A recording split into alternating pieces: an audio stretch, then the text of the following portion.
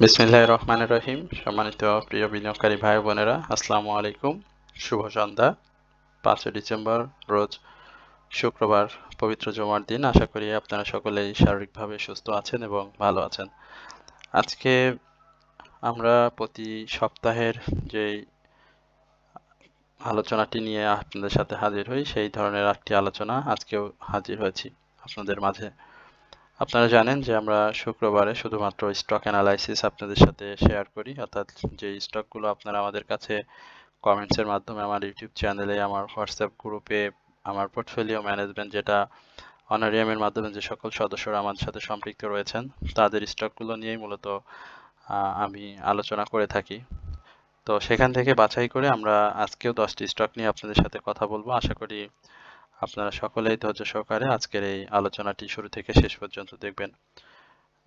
এবং প্রথমবারের মতো যারা আমার চ্যানেলে নতুন, আমাকে শুনছেন বিভিন্নভাবে দেশ ও দেশের বাইরে থেকে, যারা আমার ইউটিউবে আমাকে নিয়মিত শুনে থাকেন, আমার সাথে হোয়াটসঅ্যাপে সবসময় যোগাযোগ রাখেন, তাদের সবাইকে আন্তরিক ধন্যবাদ এবং কৃতজ্ঞতা প্রকাশ করছি।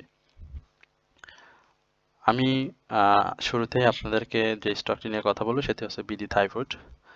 বিডি থাইফুডের বিষয়টি কেন আমি এই দীর্ঘ মুভমেন্টের পরে আজকে কেন আলোচনা নিয়ে আসলাম, সেটিও একটা কারণ কিন্তু রয়েছে। BD Thai food food and light সেক্টরে একটা ভালো স্টক, কিন্তু স্টকটিতে আমরা ডিভিডেন্ড সংক্রান্ত কোনো কিছুই কিন্তু পাইনি। ইপিএস বলি, পি রেশিও বলি, সব কিছুই কিন্তু স্টকটির নেগেটিভ, এবং বছরের শুরু থেকে এই পর্যন্ত ফার্স্ট কোয়ার্টার অ্যানুয়াল ইপিএস সহ সবকিছুই স্টকটির কিন্তু নেগেটিভ। তারপরেও স্টকটির একটা অপ্রতিরোধ্য যাত্রা শুরু হয়েছে এবং সেটি সে ইয়ারলি লো এর মাধ্যমে শেষ শুরু করেছিল, অর্থাৎ 52 সপ্তাহের যে লোটি ছিল 8 টাকা 50 পয়সা, সেইখান থেকে সে তার এই যাত্রাটি শুরু করেছে। আপনি যদি বিডি থাইয়ের 52 সপ্তাহের হাই দেখেন তাহলে স্টকটি কিন্তু 17 টাকা 80 পয়সা এই জায়গাটাতে হাই ক্রিয়েট করেছিল এবং পরবর্তীতে বিভিন্ন সময় ওঠানামার মধ্য দিয়ে আমাদের সাধারণ বিনিয়োগের বা আমরা যারা মার্কেটে বিনিয়োগে রয়েছে তাদের প্রফিটের সুযোগ করে দিয়েছে। এখন এই যে ভলিউমটি গতদিনে হয়েছে, 1 কোটির উপরে ভলিউম হয়েছে এবং পুরোটাই বাই, মানে এত বাই ছিল যেটি বলার বাইরে। কিন্তু আমরা দেখেছিলাম যে স্টকটি একবার একটা সময় কিন্তু হল্টটা ছেড়ে দেয়। এখন এই জায়গাটাতে আমার সাথে যারা রয়েছেন তাদের জিজ্ঞাসা হচ্ছে, অনেকেরই আছে স্টকটি, তো জিজ্ঞাসা হচ্ছে যে ভাই এটি কি ছেড়ে দেবে কিনা বা আগামী দিনে সেল প্রেসার দিবে কিনা, এই জায়গাটাতে ওনাদের অনেক জিজ্ঞাসা রয়েছে। তো আমরা যেহেতু অ্যানালিসিস করি আপনাদের সেই জানার জায়গা থেকে বলছি, যেহেতু সেটি আরএসআই যেটা রয়েছে সেটা অলমোস্ট 81-র কাছাকাছি চলে গিয়েছে। আমরা 75-70 এই জায়গাটাতেই মূলত আরএসআই বেড়ে গেলে রিস্ক জোনে হয়ে যায়। তো আরএসআইটা কারেকশন জোনে আসার সমূহ একটা সম্ভাবনা আমি দেখতে পাচ্ছি, বাট হিস্টোগ্রামের বার যদি অরেঞ্জ রেখা এবং ব্লু রেখার যে জায়গাটা দেখেন, আমি দেখাই আপনাদেরকে, এই জায়গাটাতে কিন্তু একটা বড় গ্যাপ রয়ে গিয়েছে এবং হিস্টোগ্রামের বার যেটি দেখেন মানে অসাধারণভাবে গাঢ় সবুজ এবং দিনের মানে দিনের পর দিন আরো সেটা বড় হচ্ছে।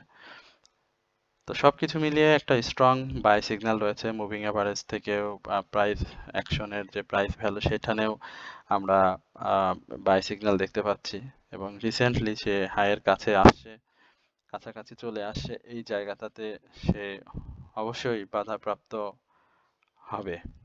তো বাধাপ্রাপ্ত না হয়ে যদি সে হাই করে, কারণ আগামী দিনটা তার হাই হবে এবং সেই হাইটা যদি ধরে রাখতে না পারে তাহলে স্বাভাবিকভাবে একটা কারেকশন আমরা স্টকটিতে দেখব। যেহেতু এখন পর্যন্ত বিডি থাইয়ের পাবলিক হোল্ডিং শেয়ার সংখ্যা খুবই কম, সেক্ষেত্রে আমরা স্টকটিকে মুভমেন্টে আরো দেখতে পাবো। তবে সেটা তার ইয়ারলি হাইয়ের যে বললাম এইখানে একটা কারেকশন জোন থাকবে, সেই কারেকশন জোনে আপনারা দেখবেন যে তার ভলিউমটা ক্যারি করতে পারছে কিনা। যদি ক্যারি করতে পারে তাহলে অবশ্যই তার সেই মুভমেন্টটা ধরে রাখবে। তবে এই মুহূর্তে এই স্টকটিতে বিনিয়োগ করা অবশ্যই ঝুঁকিপূর্ণ। সুতরাং যেহেতু বিনিয়োগটা আপনি করবেন, সেক্ষেত্রে অবশ্যই আপনার বিনিয়োগটা যেন স্বাভাবিকভাবে যেন নিরাপদ হয় সেটি মাথায় রেখে আপনার বিনিয়োগ করা উচিত। তো এই হচ্ছে মূলত আমাদের আপনাদের যে জিজ্ঞাসা ছিল বিডি থাই ফুড নিয়ে, সেটি আমরা সংক্ষিপ্ত পরিসরে আপনাদের সাথে আলোচনা করলাম। আমরা সিএল আইসিএল নিয়ে একটু আমাদের অনেকেই জানতে চেয়েছেন, আমার গ্রুপ মেম্বারে যারা রয়েছেন তারা। আমরা এটা নিয়মিতভাবেই আমরা চার্টার্ড লাইফ ইন্স্যুরেন্স নিয়ে আপনাদের সাথে আলোচনা করেছিলাম। চার্টার্ড লাইফের একটা বিষয় অনেকেই হয়তো লক্ষ্য করেছেন যে শেয়ারটি 52 সপ্তাহের 32 টাকা 33 টাকা এই লেভেলে গিয়েছিল এবং সেখান থেকে একটা মুভমেন্ট দিয়ে ভালো প্রাইস অ্যাকশন করে। তো এই বছরে শেয়ারটি বিভিন্ন সময়ে আপনি যদি দেখেন যে ডাব্লু প্যাটার্নে সে কিন্তু মুভমেন্ট করার চেষ্টা করেছে। ডাব্লু প্যাটার্ন করেছে, কখনো কাপের হ্যান্ডেল প্যাটার্ন করেছে এবং হায়ার হাই করে করে মুভমেন্টটা করেছে। দেখেন আরএসআইটা যখনই সে বেশি ডাউনে নিয়ে এসেছে তারপরেই কিন্তু সে কারেকশন দিয়ে আবার উপরে চলে গেছে। এই দেখেন এখানে সেম যেভাবে আসছে, কিন্তু সে কিন্তু এমন করিনি যে মাঝামাঝি জায়গা থেকে এই জায়গা থেকে এই পর্যন্ত কখনোই কিন্তু সে ডাউনে এসে, অর্থাৎ আরএসআই 80-র পাশাপাশি 80-র কাছাকাছি বা পাশাপাশি যেটাই বলি না কেন নিয়ে কিন্তু তারপরে সে ডাউনে এসে, কিন্তু এই জায়গাগুলোতে অর্থাৎ সেপ্টেম্বরের এই জায়গাগুলোতে কিন্তু সে আরএসআইটাকে ডাউনে করে আবার মুভমেন্টে যাওয়ার চেষ্টা করেছে এবং এই জায়গাটাতে আমরা দেখতে পাচ্ছি যে আরএসআইটা এই লেভেলের একটা মুভমেন্ট অর্থাৎ 70 আশেপাশে আমরা দেখব, কারণ ভলিউমটা গ্র্যাজুয়ালি বৃদ্ধি পাচ্ছে এবং এই দিনের যে ভলিউমটা ছিল সেখানে সেলের থেকে বায়ারের আধিপত্য অনেক বেশি ছিল এবং হিস্টোগ্রামের বারটাও আস্তে আস্তে ভালো অবস্থানে যাচ্ছে, আরএসআইটাও ঊর্ধ্বমুখী রয়েছে এবং এমএসিডিতে অরেঞ্জ এবং ব্লু রেখার মধ্যে বেশ দূরত্ব সৃষ্টি হয়েছে। পাবলিক হোল্ডিং শেয়ার সংখ্যাও কম, সুতরাং আমরা অবশ্যই সিএলআইসিএলটাকে আরো সামনের দিকে দেখতে পাবো এবং প্রাথমিকভাবে যেটি আপনারা বলেছেন যে প্রফিট টেকিং জোন, যেটি 52 টাকা 90 পয়সা, এই জায়গাটাতে একটা সেল প্রেসার সে ফেস করবে এবং সেই জায়গাটাতে সে যদি বাতাটা ফেস করে যদি মুভমেন্টটা অব্যাহত রাখে তাহলে কিন্তু সে একটা ফ্রি স্পেস পেয়ে যাবে এবং সেই জায়গাটাকে সে 58 থেকে 65 এই জায়গা একটা ভালো মুভমেন্টের সুযোগ থাকবে, সেটি করবে। যেহেতু ডিসেম্বর মাস, সেক্ষেত্রে আমরা লাইভ সেক্টরে একটা মুভমেন্ট অবশ্যই দেখতে পাবো। তো সেই মুভমেন্টের আমরা অবশ্যই প্রত্যাশা করি যে সেটি ভালো করবে। এরপরে আমরা নিয়মিত আরেকটি লাইভ সেক্টরের স্টক, আমরা আজকে দুইটা স্টক নিয়ে লাইভের আলোচনা করব এবং পরবর্তী আগামী দিনে আমরা আপনাদের এই নিয়েও আলোচনা করব, আরো দুইটা লাইভ নিয়ে আলোচনা করব আগামী দিনে। প্রগতি লাইভ আমাদের খুব পছন্দের একটি শেয়ার, আমাদের গ্রুপ মেম্বারদের বা যারা আমাদের সাথে ছিলেন সকলের খুব পছন্দের একটি শেয়ার প্রগতি লাইফ ইন্স্যুরেন্স লাইফ সেক্টরের। এবারও বিনিয়োগকারীদের 25% ক্যাশ ডিভিডেন্ড দিয়েছে। টোটাল শেয়ার সংখ্যা 3 কোটির সামথিং এবং পাবলিক হোল্ডিং শেয়ার প্রায় 1,30,00,000 মতো। শেয়ারটির ইয়ারলি হাই ছিল 283 টাকা, কিন্তু সেই যে সেই লোটা কিন্তু খুব বেশি ছিল হাই থেকে, অর্থাৎ 75 তা 52 সপ্তাহের লো ছিল এবং সেখান থেকে মানে টানা কিছু কিছু কারেকশন দিয়ে দিয়ে কিন্তু প্রগতি লাইফ হায়ার হাই তৈরি করেছে এবং বিনিয়োগকারীদের অনেক অনেক ভালো প্রফিট টেকিং এর সুযোগ করে দিয়েছে। যেহেতু আমরা এই বছরের শুরু থেকে এই পর্যন্ত মার্কেটটাকে মানে ভালো পেয়েছি বললেই ভুল হবে, অধিকাংশ সময় আমরা মার্কেটটাকে খারাপ পেয়েছিলাম এবং কিছু নির্দিষ্ট সংখ্যক শেয়ার ছাড়া প্রত্যেকটি স্টকই কিন্তু বিনিয়োগকারীদেরকে প্রফিটের কোনো সুযোগ দেয়নি। তো সেখানে আমরা দেখেছি যে আমাদের কিছু লো পেইড স্টক, লাইফ সেক্টরের কয়েকটি স্টক এবং ইন্স্যুরেন্স। এই স্টক ছাড়া কিছু কিছু স্টক ছিল, যেমন ক্লিনার সেক্টরে কিছু দু একটা স্টক ছিল। তো সব মিলে প্রগতি লাইফ মোটামুটি একটা ভালো প্রফিটের সুযোগ করে দিয়েছে। এখন আপনি যদি আমাকে প্রশ্ন করেন যে প্রগতি লাইফের এই মুহূর্তে মুভমেন্টটা কি প্রত্যাশা করা যায় কিনা, তাহলে আমি বলবো যে প্রগতি লাইফের যে মুভমেন্টটা হয়েছে সেই মুভমেন্টে এখন বর্তমান সময়টা একটু কারেকশন জোনের, অর্থাৎ সে কিছুটা কারেকশন করবে এবং কারেকশন দিয়ে তারপরে আবার মুভমেন্টে ফিরে আসবে। তো এই জায়গাটাতে আমরা সাপোর্টটা কোথায় মানে সব থেকে মজবুত সাপোর্ট হিসাবে ধরে নিতে পারি, সেক্ষেত্রে 139 টাকা থেকে 141 টাকা, এই জায়গাটাতে স্টকটি আমরা পূর্বেও দেখেছিলাম সে ডাউনে এসেছিল এবং এই সাপোর্টটাকে এখন পর্যন্ত আমার কাছে সব থেকে শক্ত সাপোর্ট মনে হয়। এবং এখান থেকে যদি সে ঘুরে যায় বা এই ডাউনে আসার মতো যে মানে সম্ভাবনা এখনই তৈরি করে ফেলেছে বা দু একদিনের মধ্যে তৈরি করবে, ব্যাপারটা এরকম না। আমরা মার্কেট পরিস্থিতি খারাপভাবে দেখছি, বাট তারপরেও আমরা আগামী দিনে হয়তো মার্কেটটাকে আরো ভালো জায়গায় দেখতে পাবো। সময়ের সাথে সাথে মার্কেটের পরিস্থিতি ভালো হবে, কারণ আপনারা জানেন যে নির্বাচনী তফসিল ঘোষণার যে একটা সময় দেওয়া হয়েছে, সেখানে আমরা হয়তো 8 তারিখ 11 তারিখের মধ্যেই আমরা তফসিলের ব্যাপারে অনেক কিছু জানতে পারবো এবং মহামান্য রাষ্ট্রপতি তিনিও প্রধান নির্বাচন কমিশনারের সঙ্গে সাক্ষাৎ করবেন, তিনি সময় চেয়েছেন এবং তাকে সেই সময়টুকু দেওয়া হয়েছে সাক্ষাতের জন্য। তো সেই সাক্ষাৎটা হয়তো আমরা খুব শীঘ্রই হয়তো দেখতে পাবো সোশ্যাল মিডিয়াতে বা বিভিন্ন মাধ্যমে আমরা জানতে পারবো। পাশাপাশি এই যে নির্বাচনকে যেভাবেই হোক নির্বাচনের একটা প্রস্তুতি যে করতে হবে এবং 15ই ফেব্রুয়ারির মধ্যে যে প্রেস সচিব যেটি বলেছেন যে নির্বাচন প্রসঙ্গে বলেছেন যে 15ই ফেব্রুয়ারির মধ্যে নির্বাচন অনুষ্ঠিত হবে এবং কোনো শক্তিই নির্বাচনকে প্রতিহত করতে পারবে না। তো নির্বাচনের যে রিটটি হয়েছে সেটিও একটা ফলাফল আমরা আগামী সপ্তাহে পেয়ে যাব। তো সবকিছু মিলিয়ে যদি বিচারপতির সাথে রাষ্ট্রপতির 9 ডিসেম্বরে সাক্ষাৎটা হয় এবং এবং আপনার যে 10 ডিসেম্বর যেটি রয়েছে নির্বাচন কমিশনের সাথে রাষ্ট্রপতির সাক্ষাৎ, তো এই সাক্ষাৎগুলো হয়ে গেলে আমরা অবশ্যই 11 তারিখের মধ্যে যে তফসিলের যে ঘোষণাটি রয়েছে সেটি জানতে পারবো এবং এই তফসিলকে কেন্দ্র করেই মার্কেটের একটা ভালো মুভমেন্ট থাকবে। আদারওয়াইজ মার্কেটের হয়তো আমরা সেভাবে ভালো কোনো নিউজ হয়তো আপনাদেরকে দিতে পারছি না, তবে এটা আমরা চাই যেন তাড়াতাড়ি হয়।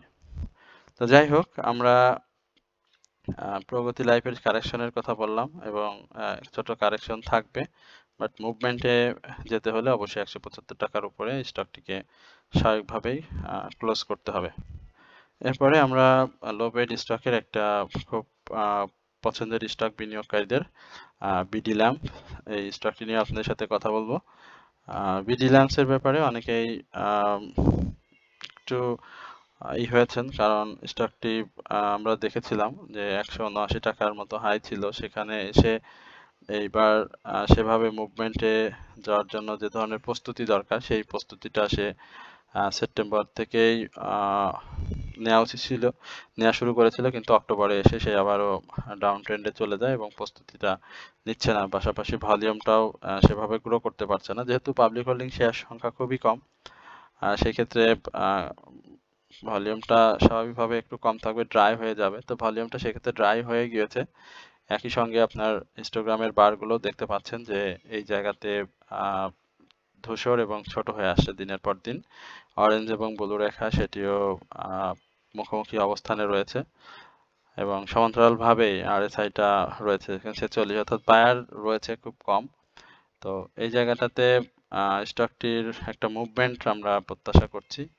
সেই মুভমেন্টে যদি সেই প্রাইসটাকে 135 থেকে 140 টাকার আশেপাশে নেওয়া যেতে পারে, তাহলে ভালো হয়। যদিও ক্যান্ডেলটা ভালো আসেনি, কারণ সে গত দিনের হাইয়ের উপরে ক্লোজ করতে পারেনি। গত দিনের হাইয়ের উপরে ক্লোজ করলে একটা প্রত্যাশা আমরা করতে পারতাম যে সে আগামী দিনে হয়তো পজিটিভ ধারায় থাকবে। তো যাই হোক, এরপরে আমরা আপনাদের আরো বেশ কিছু স্টক নিয়ে কথা বলবো। আলোচনার এই পর্যায়ে আমি আপনাদের কাছে আমাদের যে অ্যাডভার্টাইজমেন্টটি রয়েছে সেটি একটু স্মরণ করিয়ে দিতে চাই। আপনারা অনেকেই আমাদের কাছ থেকে অনারিয়ামের মাধ্যমে, খুব সামান্য পরিসরে অনারিয়ামের মাধ্যমে ওয়াচ লিস্ট সংগ্রহ করে থাকেন। সেটি 3টি স্টকের সমন্বয়ে আপনাদেরকে প্রদান করা হয়। একই সঙ্গে আপনাদের যেটি সেবাটি দেওয়া হচ্ছে পোর্টফোলিও ম্যানেজমেন্ট, অর্থাৎ পূর্বের পোর্টফোলিওতে আপনার যে স্টকগুলো রয়েছে সেই স্টকগুলো আপনার বাই সেলে সহযোগিতা করা এবং কিভাবে আপনার লসটাকে কমিয়ে নিয়ে আসা যায় আমরা সেটা আপনাদেরকে সহযোগিতা করছি। মার্কেটের বিভিন্ন পূর্বাভাস, মার্কেটের বিভিন্ন নিউজ দিয়ে আপনাদেরকে ব্যক্তিগতভাবে আপনাদের সহযোগিতা করি। পাশাপাশি বাই সেলে তো সহযোগিতা করা হয় এবং আমরা যে স্টকটি দিই সেখানে মার্কেট পরিস্থিতি বিবেচনায় আপনি সর্বোচ্চ 1 মাসের মধ্যে ইভেন ম্যাচিউর ডেটেও আপনারা অনেকেই একাধিকবার প্রফিট নিয়েছেন 1 মাসের মধ্যে। তো সেটির সুযোগও আমাদের থাকবে যদি আপনার কপাল বা আমাদের কপাল ভালো থাকে। তো এটি আমরা খুব সামান্য অনারিয়ামের মাধ্যমে আপনাদের এই সেবাগুলো দিয়ে যাচ্ছি এবং এই সেবা যারা আমাদের কাছ থেকে নিতে চান সেটি অবশ্যই আপনারা আমাদের হোয়াটসঅ্যাপ গ্রুপ, আমার হোয়াটসঅ্যাপের নাম্বারে যেটি দেওয়া থাকবে আমার কমেন্ট সেকশনে, আমার চ্যানেলে আপনারা সেখানে পাবেন। তারপর আমি আপনাদের একটু সুবিধার্থে আমার নাম্বারটি বলে দিচ্ছি, হোয়াটসঅ্যাপ নাম্বারটি। সেখানে আপনি যোগাযোগ করলে বিস্তারিত জানতে পারবেন। তো নাম্বারটি হচ্ছে 01941414165। এই নাম্বারটি রয়েছে। এছাড়াও আপনারা আমার ফেসবুক পেজে, ফেসবুকে ভিডিওটি দেখতে পাবেন। সেখানেও আপনারা কমেন্টসের মাধ্যমে আমাদের কাছ থেকে বিভিন্ন যাবতীয় তথ্য জানতে পারবেন। আমার একটা শেয়ার আছে, আপনারা নিজেরাও জানেন তাই না? সেটা হচ্ছে ম্যারিকো। তো ম্যারিকোর ব্যাপারটা কেমন আমি নিজেও অনেকদিন দেখি না, কারণ ফান্ডামেন্টাল শেয়ারে আমি খুব বেশি মানে দেখার চেষ্টা করি না, কারণ সেগুলো ডাউনে যেভাবে যায় মুভমেন্টে তার থেকে দ্বিগুণ শক্তি নিয়ে ফিরে আসে। তো ম্যারিকো আমার যে প্রাইজে বাই করা ছিল আপনাদের যদি বলি, তার থেকেও আমি অনেক বেশিতে অবস্থান করছি, অনেক বেশিতে। এবং আমি এটা ম্যারিকো বাংলাদেশ 5 বছরের জন্য আমি ইনভেস্ট করেছি। বিভিন্ন সময় আমি আমার ইচ্ছা মতো বাই সেল করি এবং প্রফিট যদি বলি যে এখনো না হলেও 400 টাকার উপরে আমার বাই প্রাইজের থেকে বেশি রয়েছে। তো এই যে এটা আমার স্টক, আমার বাই করা স্টক এবছরও 500% ক্যাশ দিয়েছে। পাবলিক হোল্ডিং শেয়ার সংখ্যা মাত্র 6 লক্ষ। তো এই স্টকগুলোতেই মূলত বিনিয়োগকারী আপনারা যারা রয়েছেন তাদের আমার মতো সাধারণ বিনিয়োগকারী যারা রয়েছেন আমাদের ব্যাপারটা ভিন্ন। তো সেখানে কিছু স্টক থাকা ভালো যেটি আপনার প্রফিটের সময়, মার্কেট পরিস্থিতি ভালোর সময় অবশ্যই প্রফিট দিবে, খারাপ পরিস্থিতিতে আপনার পোর্টফোলিওটাকে নেগেটিভ করবে না।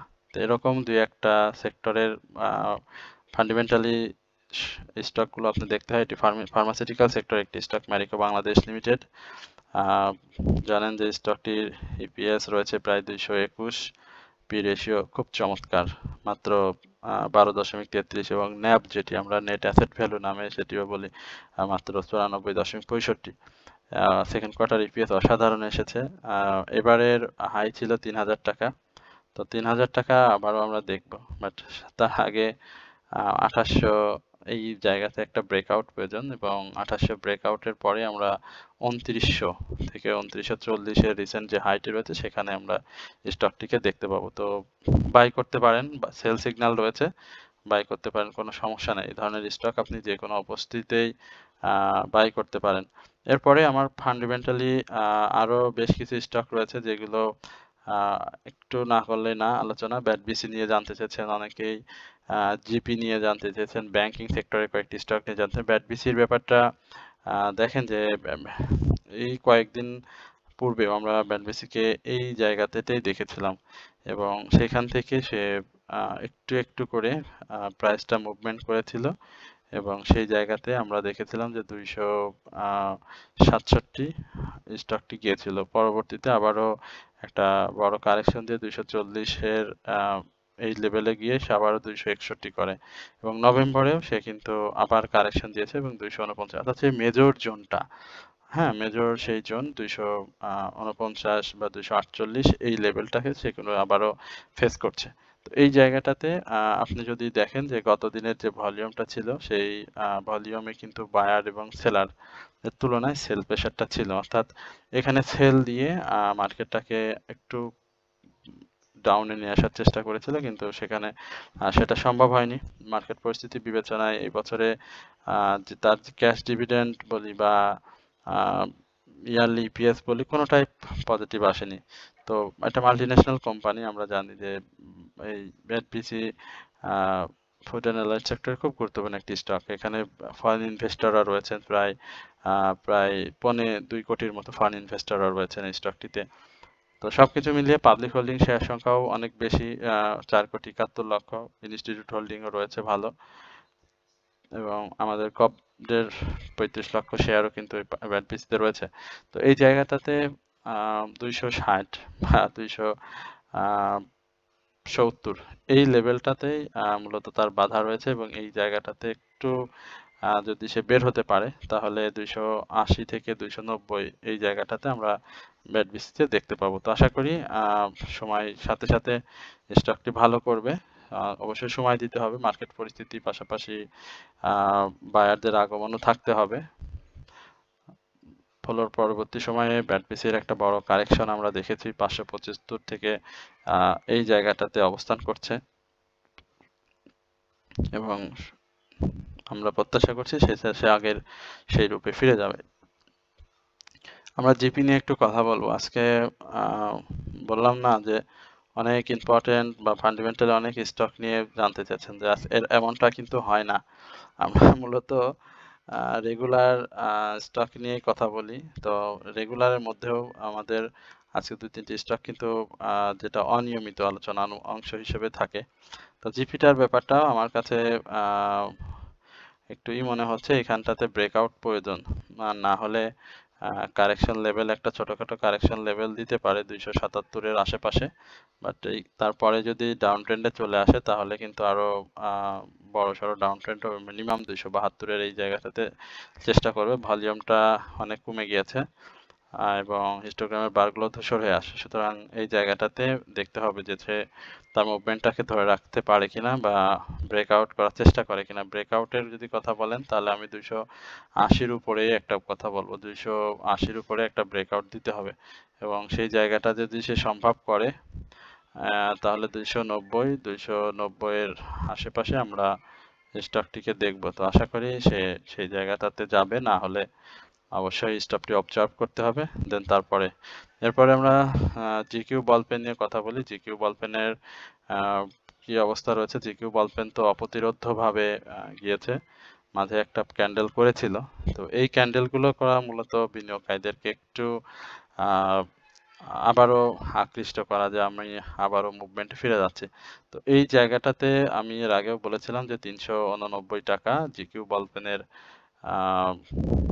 একটা ডাউন ট্রেন্ডের সব থেকে সাপোর্ট জোন।